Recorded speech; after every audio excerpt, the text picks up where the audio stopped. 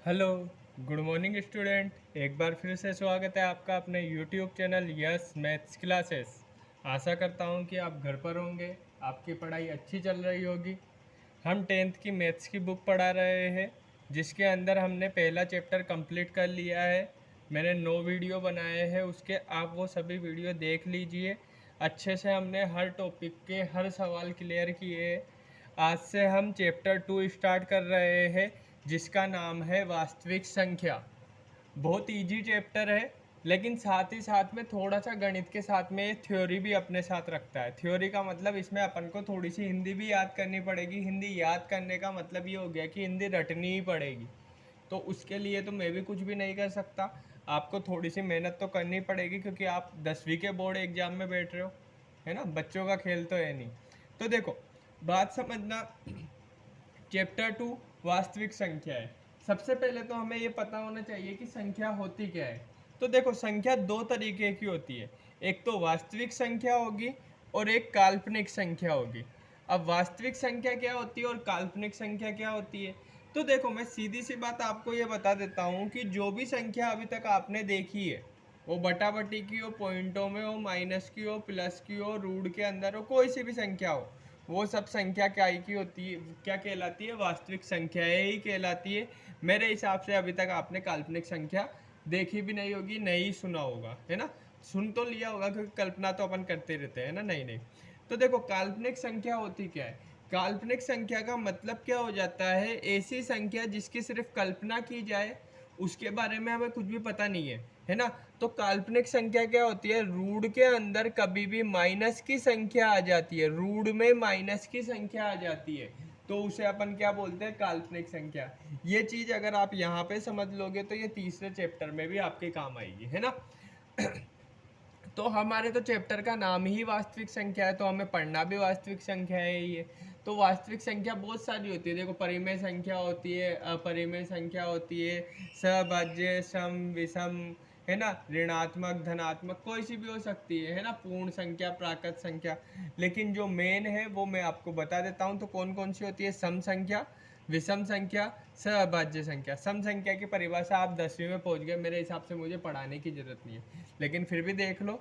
ऐसी संख्या जिसमें दो का पूरा पूरा भाग जाए, या जिसमें इकाई का अंक क्या हो, 0, 2, 4, 6, 8, इस रूप में होता है, तो उसे क्या बोलते हैं, हम सम संख्या कहते हैं, है ना। इसके बाद बात आती है विषम संख्या। तो ऐसी संख्या जिसका इकाई का अंक क्या हो, 1, 3, 5, 7, 9, इस रूप में हो, या जिसमें दो का पूरा पूरा भाग नहीं जाए, उसे अपन क्या बोलते हैं, विषम संख्या कहते हैं। सहभाज्य संख्या अपन किसे कहते हैं, तो सहभाज्य संख्या, ये देखो मोस्ट है, क्योंकि ये आपके लास्ट तक आएगा। ये मान लो पूरी 10th की बुक के अंदर कहीं पे भी सहभाज्य संख्या शब्द आ जाता है ना। तो सहभाज्य संख्या क्या होती है, ऐसी संख्या जिसमें एक व स्वयं के अतिरिक्त किसी अन्य संख्या का भाग नहीं जाए। मतलब या तो अपन एक का भाग दे पाए उसके अंदर, या खुद का ही दे, है ना, खुद का ही भाग दे, तो उसे अपन क्या बोलेंगे, सहभाज्य संख्या बोलेंगे। अब सहभाज्य संख्याओं के एग्जाम्पल ले लेते हैं। जैसे देखो, दो, दो के अंदर या तो आप दो का भाग दे सकते हो या एक का दे सकते हो। तीन, तीन के अंदर भी यही बात है। पाँच, पाँच की भी यही बात है। सात की भी यही कहानी है। 11 की भी यही है। 13 की भी यही कहानी है। 17 की भी यही कहानी है। तो इस तरीके से सहभाज्य संख्याएं होती है। मैं एक चीज़ बता देता हूँ आपको, ये चीज़ याद रख लेना, क्योंकि ये बहुत काम आती है ना। तो सहभाज्य संख्या के लिए मैंने एक नोट लिखा है कि एक जो होता है, क्योंकि एक के अंदर भी स्वयं का भाग जाता है या एक का भाग जाता है ना, तो इसे सहभाज्य संख्या नहीं मानते, क्योंकि ये सिर्फ एक ही कंडीशन फॉलो करता है। अपन स्वयं का भाग देंगे जब भी एक का ही भाग देंगे, और खुद एक के अंदर एक का ही भाग देंगे, मतलब ये तो फॉलो नहीं करना ना कंडीशन, इसलिए। इसके बाद दूसरी चीज, गुणनखंड विधि। मतलब अपन जब गुणनखंड करते हैं ना संख्याओं के, तो उसमें हम हमेशा सहभाज्य संख्या ही काम में लेते हैं, उसके अंदर अपन और दूसरी संख्याएं काम में नहीं लेते हैं। तो अब अपन चैप्टर स्टार्ट करते हैं। तो चैप्टर जो मैं कर रहा हूँ वो है 2.2, है ना। आज 2.2 के क्वेश्चन कर रहे हैं, 2.1 के क्वेश्चन अपन कल कर लेंगे। तो देखो, 2.2 के अंदर जो पहला क्वेश्चन है वो आपको ये कह रहा है, ये आप बुक के अंदर का ही क्वेश्चन है, आप बुक के और जो इसके अलावा एक्स्ट्रा सवाल है वो भी ज़रूर सोल्व कीजिए। मैंने आपको पहले भी बोला है, जब भी वीडियो देखें तो साथ में किताब लेके बैठा कीजिए, है ना। तो देखो इसके अंदर क्या है, निम्न संख्या को अभाज्य गुणनखंड के रूप में व्यक्त कीजिए। मतलब अपन को इसके गुणनखंड करने हैं। तो अपन क्या करते हैं, ये जो 20,570 है, इसके गुणनखंड करते हैं। मेरे हिसाब से आप 10वीं में हो, गुणनखंड करना तो आते ही होंगे। नहीं आते तो देख लो। देखो इकाई का अंक 0 है, मतलब ये सम संख्या है, मतलब इसमें 2 का भाग जा सकता है। तो 2 में 2 का भाग एक बार, 0 में जाता ही नहीं है, एज इट इज। 5 का में 2 का भाग 2, 2 दूनी 4, एक बचा, 17 हो गए, 2 अट्ठे 16, फिर 16 में से एक तो 10 बच गए, 2 पंजे 10। अब इसके बाद ये विषम संख्या हो गई, मतलब 2 का भाग देना तो अब भूल जाओ। 3 की बात कर लेते हैं, 3 का भी इसमें नहीं जाएगा। तो हम क्या करते हैं, डायरेक्ट 5 का भाग दे देते हैं, क्योंकि मैंने क्या बोला, सहभाज्य संख्या के रूप में ही देना है। तो 5 दूनी 10, 2 में नहीं जाता 0, पचम 25, 3 बचे, 5 सत्ते 35। अब इसके बाद अपन काय का भाग दे इसके अंदर, तो सोच लो आप। तो इसमें 5 का नहीं जा रहा, 7 का। तो 7 दूनी 14, उसके बाद 6 बच जाएंगे, 7 नाम 63, 7 का भी नहीं जाएगा। 11 का, 11 एकम 11, 9 बचेंगे, 11 8 88, और फिर उसके बाद 7 बचेंगे। तो इसमें 11 का भाग जा रहा है, तो 11 का भाग देंगे। 11 एकम 11, कितना बच रहा है यहाँ पे हमारे पास, 9। तो 11 8 88, 7 बचा, तो कितना हो जाएगा, 11 सत्ते 77। इसके बाद फिर से अपन 11 का भाग दे सकते हैं। 11 एकम 11, 7 बचे, 11 सत्ते 77। अब डायरेक्ट 17 का ही भाग जाएगा। तो इसके गुणनखंड क्या बन गए, 20,570 के 2 इंटू 5 इंटू 11 इंटू 11 इंटू 17। यही आपका आंसर हो जाएगा, क्योंकि उसने अपन को यही बोला है कि इसके गुणनखंड करो। ये वाला क्वेश्चन आप खुद सोल्व कीजिए। इसके बाद बात आती है हमारे पास जो दूसरा क्वेश्चन है, वो मोस्ट क्वेश्चन है, एलसीएम और एचसीएफ ज्ञात कीजिए। एक चीज़ बता देता हूँ, ये क्वेश्चन बोर्ड के अंदर भी पूछा जाता है, 1 नंबर का क्वेश्चन है ना। तो देखो एलसीएम और एचसीएफ निकाले कैसे जाते हैं। एलसीएम का मतलब लघुत्तम निकालना, और एचसीएफ का मतलब महत्तम निकालना, ये आपने पढ़े है ना। तो आपको सबसे पहले क्या करना है, ये जो 96 है, इसके गुणनखंड करने हैं। गुणनखंड वैसे ही नॉर्मल जैसे आप पहले करते आए हो। तो 96 के गुणनखंड 2 का भाग देंगे, 2 चौक 8, एक बचा 16 हो गए, 2 अट्ठे 16। फिर 2 का भाग दे दो, 2 दूनी 4, फिर उसके बाद 2 चौक 8, फिर 2 का 2 एकम 2, 2 दूनी 4, 2 छिक्के 12, और 2 तिया 6, इसके बाद 3 एकम 3। तो देखो यहाँ पे मैं थोड़ा सा आपको अच्छे तरीके से सिखाता हूँ, क्योंकि क्या बोलते हैं, आप 10वीं के अंदर पहुँच चुके हो, है ना। आता पहले भी होगा आपको, लेकिन हो सकता है कि आप पता कुछ अलग तरीके से सिखाया गया हो, तो आप आज एक नए तरीके से सीखिए, है ना। तो देखो इसके अंदर अपन को करना क्या है, सबसे पहले अपन ने 96 के गुणनखंड किए, और काय का भाग दिया है, या तो 2 का दिया है या 3 का दिया है। 2 का भाग कितनी बार दिया है, 1 2 3 4 5। तो 2 के ऊपर 5 घात लगा दो। 3 का भाग एक बार ही दिया है, तो 1 घात लगा दो।